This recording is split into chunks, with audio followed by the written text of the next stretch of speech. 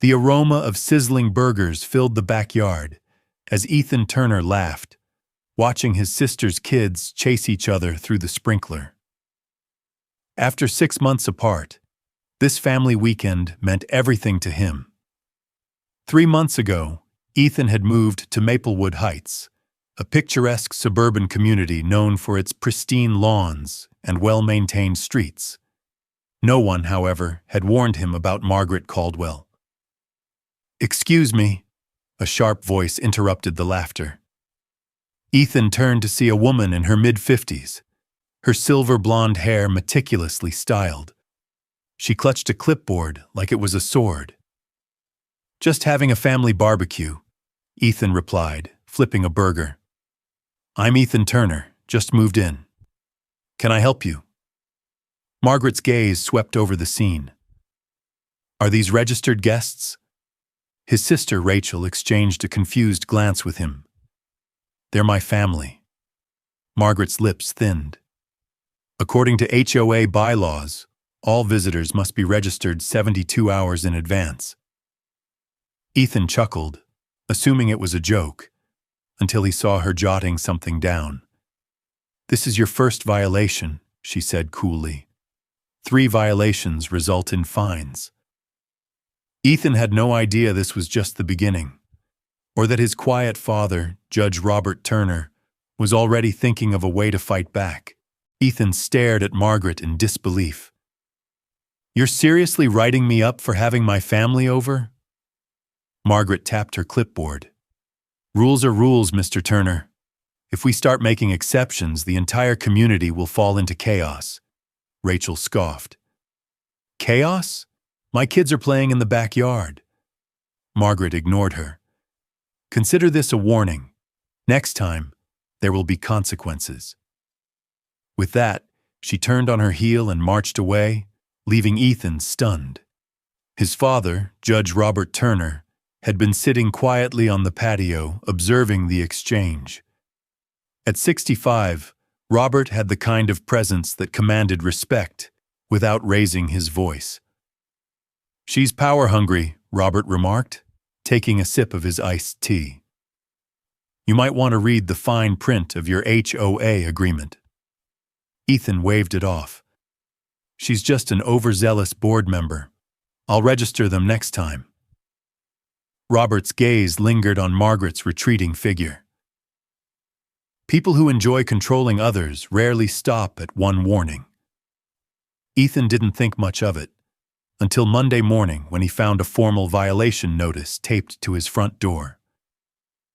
Next to it was a flyer announcing the neighborhood's upcoming 4th of July celebration, featuring none other than Margaret Caldwell as Grand Marshal. The notice cited 3 violations from the weekend: unregistered visitors, noise disturbance, improper vehicle parking. Ethan's jaw clenched. His sister's minivan had been parked in his driveway, not blocking the street. As he crumpled the paper, his phone buzzed. A text from an unknown number. "Careful, Turner. HOA rules exist for a reason." A chill ran down his spine. That evening, as Ethan sat on his porch with his parents, a black SUV circled his block twice before parking across the street. He narrowed his eyes as Margaret stepped out, flanked by 2 other board members: a balding man in a golf shirt, Gerald Hopkins, HOA Vice President, and a stern woman with glasses, Linda Monroe, HOA Secretary. They marched straight up to him. "Mr. Turner, your guests need to be identified immediately," Margaret demanded. Ethan's mother, Elaine, blinked in confusion. "Guests? We're his parents." Gerald pulled out a tablet. "No visitor registration on file. That's violation number 2. Ethan's father stood up, his posture calm but firm. "Are you suggesting my wife and I need paperwork to visit our own son?" Margaret smiled thinly. "Legal professionals should understand the importance of following rules." Gerald handed Ethan another notice. $500 fine, due within 10 days. Ethan's fists clenched. This is ridiculous. Rules apply to everyone, Linda interjected. Robert examined the bylaw they referenced. His eyes flickered with something Ethan recognized, the look of a judge preparing for battle. As the HOA officials left, Robert turned to his son. This isn't just about visitor rules. I think we're dealing with something much bigger. Ethan had spent the next few days trying to push the HOA nonsense out of his mind. But on Friday morning at 5:30 a.m., his phone rang. His sister Rachel's voice trembled on the other end. "Ethan, my water just broke. The baby's coming early." Panic surged through him. "Stay calm. I'm coming now." Rachel and her husband Mark had been staying with him while their house was under renovation. The doctor had said the baby wouldn't come for another month, but nature had other plans. Ethan sprinted to their room and helped Rachel to the car while Mark grabbed the hospital bag. "Breathe, Rach. We'll be there in 15 minutes.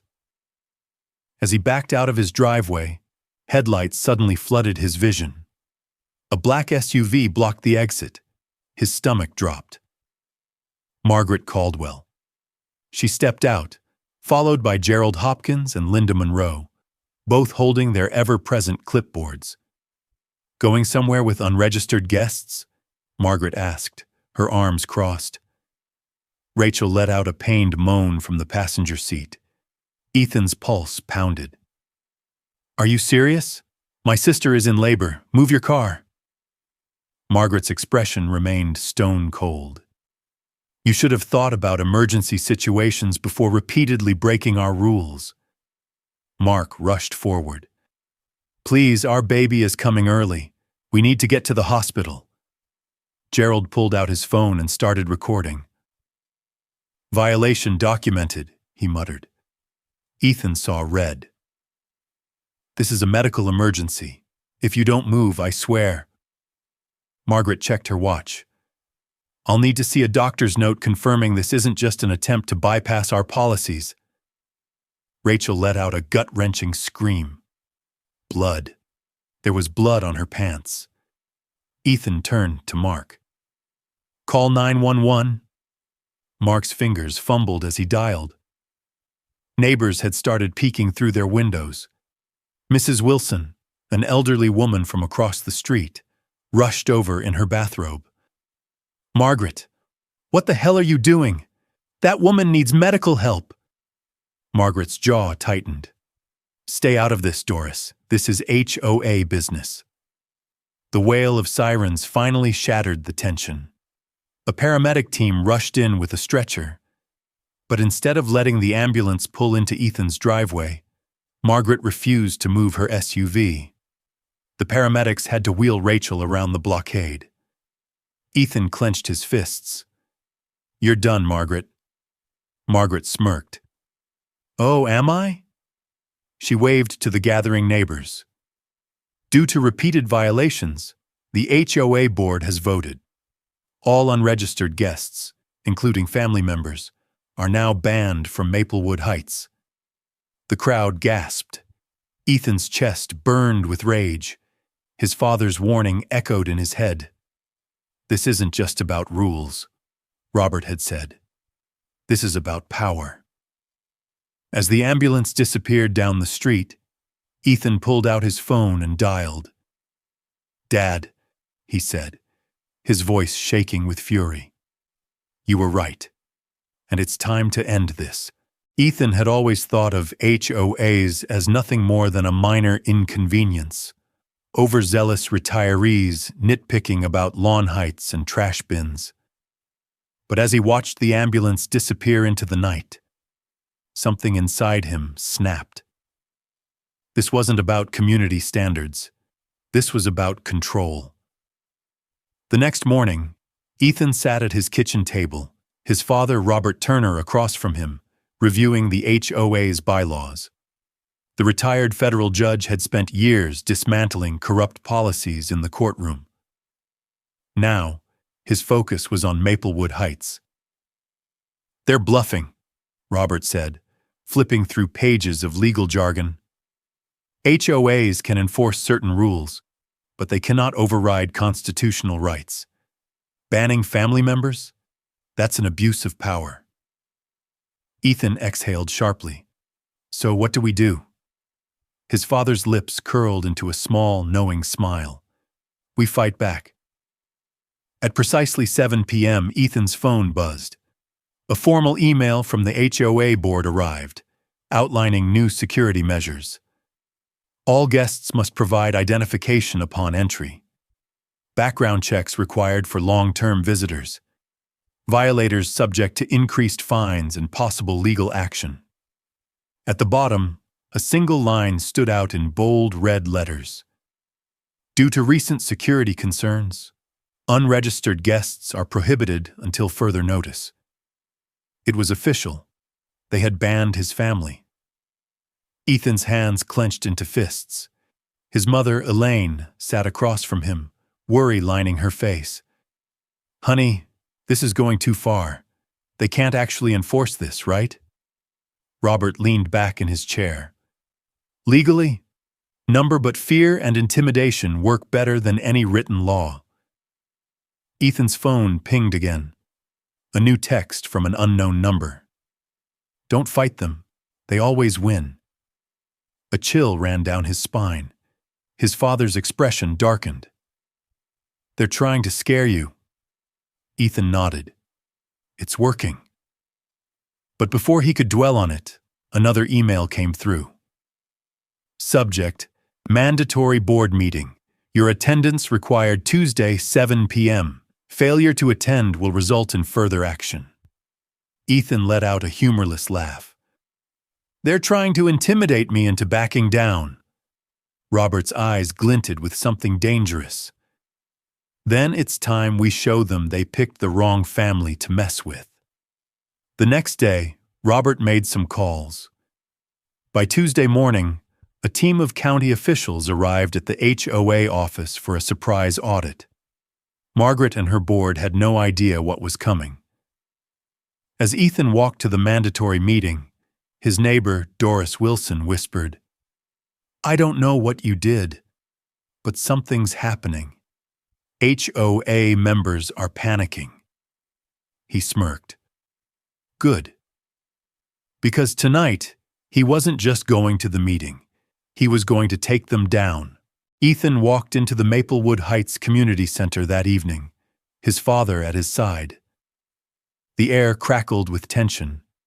Neighbors whispered in hushed tones, stealing nervous glances toward the front of the room where Margaret Caldwell and her fellow board members sat stiffly behind a long table. At exactly 7 p.m., Margaret cleared her throat and tapped her microphone. This meeting has been called to address continued violations by Mr. Turner and his disregard for community policies. Ethan folded his arms. You mean my family visiting me? Margaret ignored him. As of today, the HOA board has decided to impose a $1,500 fine for repeated infractions. Failure to comply will result in lien proceedings against your property. Gasps rippled through the crowd. A lien? That meant they could try to foreclose his home. Ethan barely contained his fury, but before he could speak, his father calmly rose from his seat. Mrs. Caldwell, Robert said smoothly, under what authority is this fine being issued? Margaret gave a tight-lipped smile. Under Section 47.3 of the HOA bylaws. Robert pulled out a thick folder. Ah, yes. I took the liberty of reviewing Maplewood Heights Incorporation documents. Margaret's smile faltered. Robert continued, voice steady and commanding. According to county records, this HOA was never properly registered as a legal governing body. A murmur swept through the crowd. This means, Robert continued, that every fine, every restriction, and every enforcement action you've taken is legally invalid. Margaret's face paled. That's ridiculous. Robert slid a document across the table. Would you like to see the official county records? Gerald Hopkins, the HOA vice president, leaned over to read it, his brow furrowed. Margaret, this says we were supposed to renew our HOA incorporation every 5 years. And you didn't. Robert finished for him. Which means this HOA has had no legal authority for the past 6 years. The room erupted in whispers. Margaret's hands tightened into fists. That's just a clerical error. Robert raised an eyebrow. Then I'm sure the County Oversight Committee, who arrived at your office this morning, will be happy to hear your explanation. Margaret snapped her head toward him. What? Ethan smirked. Oh, didn't you hear? County investigators are auditing your records. Shouldn't take them long to find out about your interesting financial transactions. Margaret's face turned white. Robert leaned in.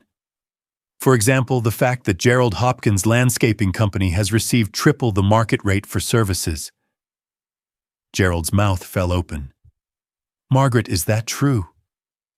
Before she could answer, the doors swung open.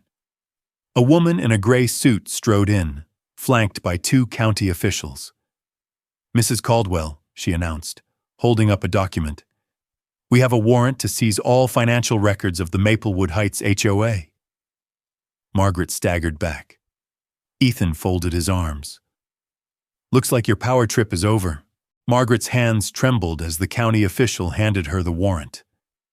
The board members whispered frantically, their eyes darting between one another like cornered animals.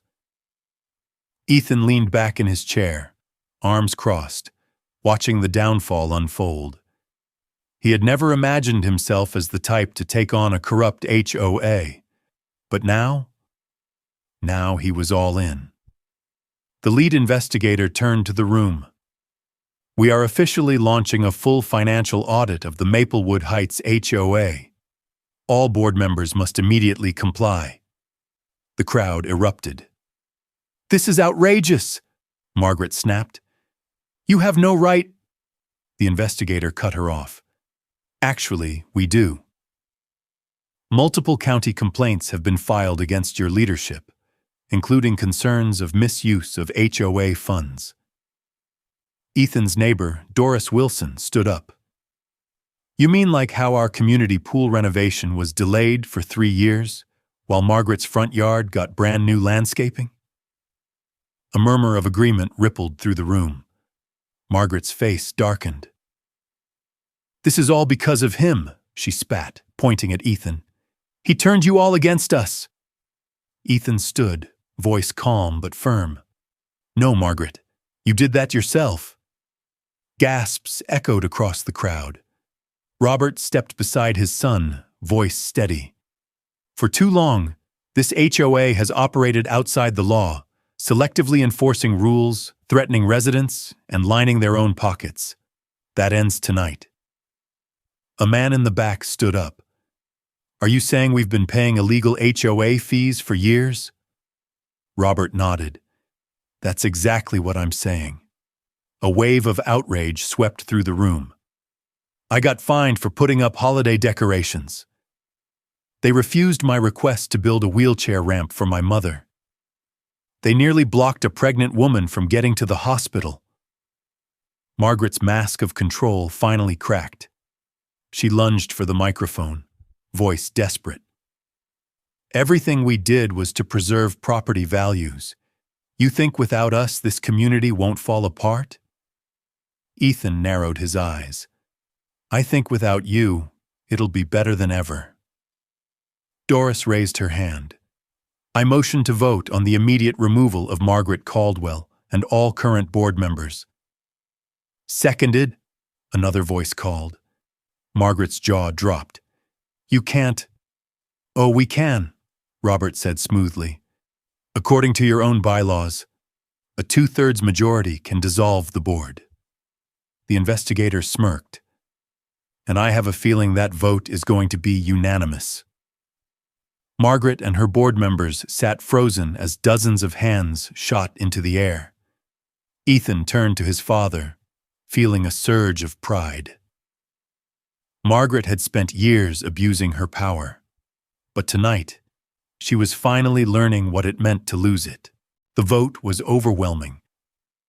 Every single resident in the packed room raised their hands.